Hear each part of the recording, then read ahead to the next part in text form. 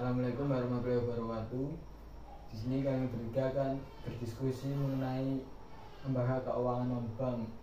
Perkenalkan, dengan saya Bibi Noval, saya Firman Syafri Prasetyo, saya Muhammad Saifuddin Ansori.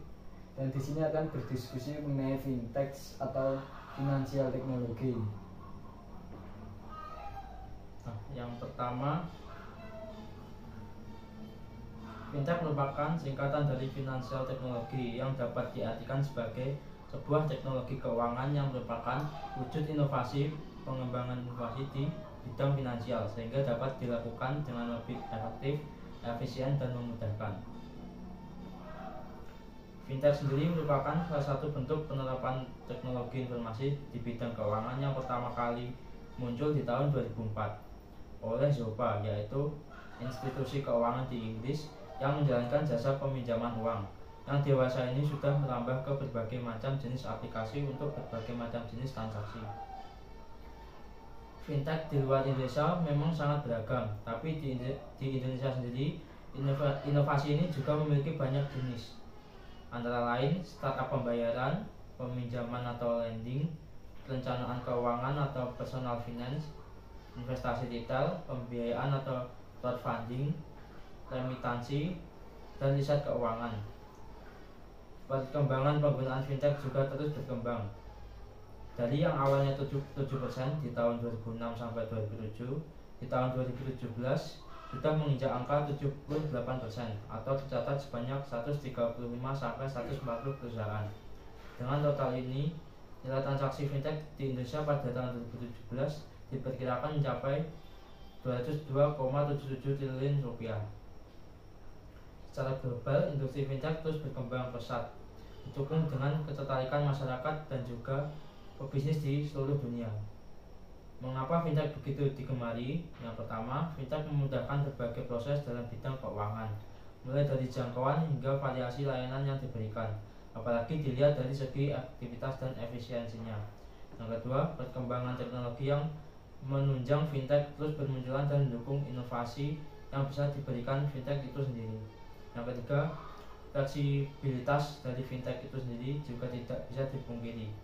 Oleh karena itu, industri ini juga menjadi lahan subur bagi banyak pebisnis untuk mengembangkan industri fintech sendiri atau menggunakannya sebagai penunjang bisnis mereka.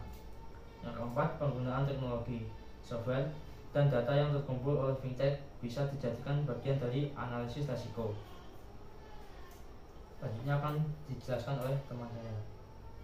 Baik, selanjutnya di sini akan menjelaskan jenis-jenis dari fintech. Di Indonesia ada banyak jenis fintech yang berguna untuk masyarakat, memberikan solusi keuangan bagi masyarakat. Berikut beberapa jenis fintech yang sedang berkembang di Indonesia. Yang pertama adalah crowdfunding atau penggalangan dana. Crowdfunding adalah salah satu model fintech yang populer di Indonesia. Dengan teknologi ini, masyarakat dapat menggalang dana atau berdonasi untuk mendukung program sosial. Salah satu startup fintech yang menggunakan model crowdfunding adalah kitabisa.com. Selanjutnya yang kedua terdapat microfinancing. Microfinancing adalah layanan fintech yang menyediakan bantuan keuangan bagi masyarakat kelas menengah ke bawah untuk membantu kehidupan sehari-hari mereka. Model bisnis microfinancing menghubungkan langsung pemberi pinjaman dengan calon peminjam. Amarta adalah salah satu startup yang bergerak dalam microfinancing yang menghubungkan pengusaha mikro di pedesaan dengan pemodal secara daring. Yang ketiga ada P2P Lending Service, yaitu jenis fintech yang banyak dikenal masyarakat sebagai aplikasi peminjam uang atau alias pinjaman online atau pinjol. Dengan bantuan fintech ini, konsumen dapat dengan mudah meminjam uang untuk memenuhi berbagai kebutuhan hidup tanpa harus melalui proses yang rumit seperti yang terjadi di bank konvensional. Contoh fintech yang berfokus pada peminjaman uang adalah Awan Tunai, yaitu sebuah startup yang menyediakan fasilitas cicilan digital yang aman dan mudah. Yang keempat terdapat market comparison. Melalui fintech ini, pengguna dapat mengembangkan berbagai produk keuangan dari jumlah penyedia jasa keuangan. Fintech ini juga dapat digunakan sebagai alat perancangan keuangan, membantu pengguna memilih berbagai pilihan investasi untuk keperluan masa depan.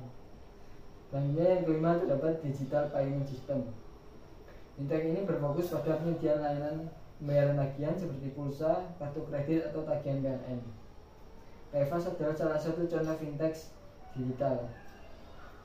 Fintech ini berbasis agen dan membantu masyarakat, terutama mereka yang tidak memiliki akses ke perbankan untuk membayar berbagai macam tagihan bulanan. Itulah beberapa jenis fintech dan selanjutnya dijelaskan teman-teman. Saat ini berbagai manfaat fintech bagi masyarakat mulai banyak dirasakan. Terlebih jumlah fintech di tanah air makin hari makin bertambah, sehingga memberikan pilihan yang lebih banyak bagi yang tertarik menggunakannya. Fintech yang merupakan singkatan dari Financial Technology adalah penerapan teknologi untuk penyedia jasa keuangan pada sistem back-end. Berkat adanya perusahaan fintech, berbagai aktivitas keuangan terkait pembayaran hingga pendanaan dapat berjalan lebih mudah. Tidak hanya itu, hal ini juga mendukung penerapan teknologi di bidang keuangan yang lebih baik. Dengan demikian, masyarakat dapat menjalankan berbagai macam aktivitas keuangan dengan lebih cepat. Dari penjelasan di atas, rupanya ada cukup banyak manfaat fintech bagi masyarakat modern. Berikut ada 7 jenis manfaat fintech yang ada di Indonesia. 1. Meningkatkan inklusi keuangan di tanah air. Salah satu manfaat fintech bagi masyarakat yang dinilai paling penting adalah membantu meningkatkan inklusi keuangan di tanah air. Adanya fintech secara tidak langsung menjadi akselerator pada keuangan di tanah air, sehingga jalannya transaksi keuangan dalam negeri juga akan lebih meningkat dan lebih baik. Dengan meningkatnya inklusi keuangan, otomatis perekonomian nasional juga akan makin meningkat. Hal ini membantu memberikan peningkatan kesejahteraan masyarakat di tanah air. 2. Membantu pebisnis mendapatkan modal usaha. Manfaat fintech bagi masyarakat modern, terutama bagi para pengusaha, adalah untuk membantu mendapatkan modal usaha. Berkat adanya fintech, para pengusaha dapat pendanaan dengan jauh lebih efektif dan efisien. 3. Memberi kemudahan layanan finansial.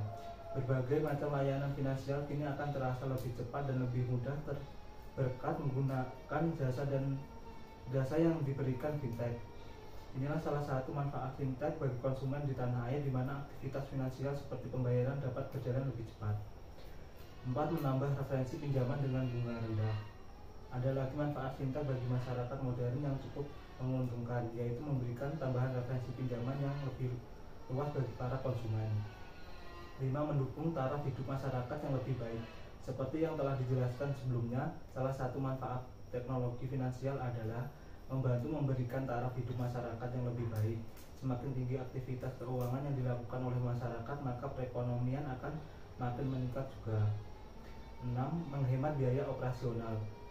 Salah satu keuntungan menggunakan fintech adalah menghemat biaya operasional. Umumnya fintech memberikan biaya yang tidak mahal dibandingkan layanan keuangan jenis lainnya. 7. Fleksibilitas aktivitas keuangan. Salah satu manfaat fintech bagi masyarakat adalah membantu memberikan fleksibilitas pada aktivitas keuangan.